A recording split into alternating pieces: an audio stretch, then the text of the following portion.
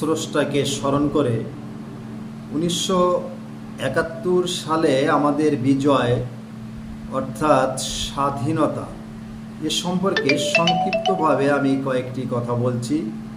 আজকে আমরা কথা বলা শিখেছি, সংগ্রাম করা শিখেছি, দাবি দাবা নিয়ে বিভিন্ন আন্দোলন করা শিখেছি।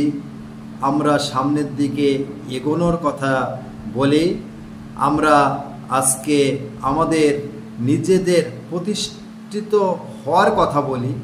আমি মনে করি 1971 সালের বিজয়ী আমাদেরকে কথা বলা শিখিয়েছে, সংগ্রাম করা শিখিয়েছে, সামনের দিকে এগোনোর কথা শিখিয়েছে, কিভাবে আন্দোলন করতে হয় সেটা শিখিয়েছে।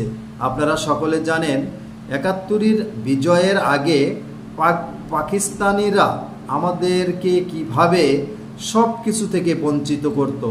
পাকিস্তান আমলে কতটা আমরা নির্যাতিত থাকতাম, এটা আপনারা যদি ইতিহাস দেখেন, পর্যালোচনা করেন, তাহলে খুব সুন্দরভাবে বুঝতে পারবেন।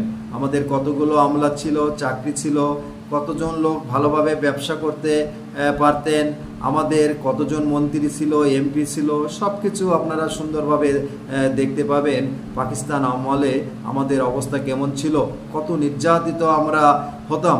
এই নির্যাতন থেকে যারা আমাদেরকে স্বাধীন বাংলাদেশ এনে দিয়েছে, অর্থাৎ বিজয় এনে দিয়েছে, সেই 30 লক্ষ নরনারী এবং 2 লক্ষ মা বোন, 30 লক্ষ নরনারীর রক্তের বিনিময়ে এবং 2 লক্ষ মা বোনের সম্ভ্রান্ত হারানোর মাধ্যমেই আমরা বাংলাদেশ স্বাধীনতা পেয়েছি, বিজয় পেয়েছি।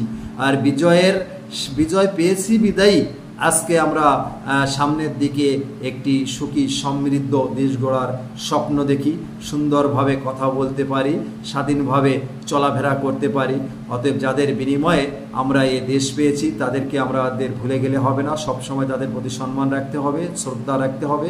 71-এর বিজয়কে বাদ দিয়ে আমরা কিছুই করতে পারি না বা পারবো না। 71-এর স্বাধীনতা বাদ দিয়ে আমাদের চলার কোনো উপায়ই নেই, সুযোগই নেই। অতএব 71-এর যারা রক্ত দিয়েছে সেই সকল মুক্তিযোদ্ধাদের সকল সময় শ্রদ্ধা জানাতে হবে, সম্মান জানাতে হবে, কারণ তারাই আমাদের প্রেরণা, তারাই আমাদের শক্তি। অর্থাৎ 71-এর বিজয়ী আমাদের প্রেরণা, 71-এর বিজয়ী আমাদের শক্তি, 71-ই আমাদের পথ চলা শিখিয়েছে, সামনের দিকে আমাদের এগোনোর পথ শিখিয়েছে। অতএব সবসময় তাদেরকে আমাদের শ্রদ্ধা জানাতে হবে এবং সম্মান জানাতে হবে। আজকে আর কিছু না বলে এই পর্যন্তই শেষ করছি। সকলে ভালো থাকবেন, নমস্কার।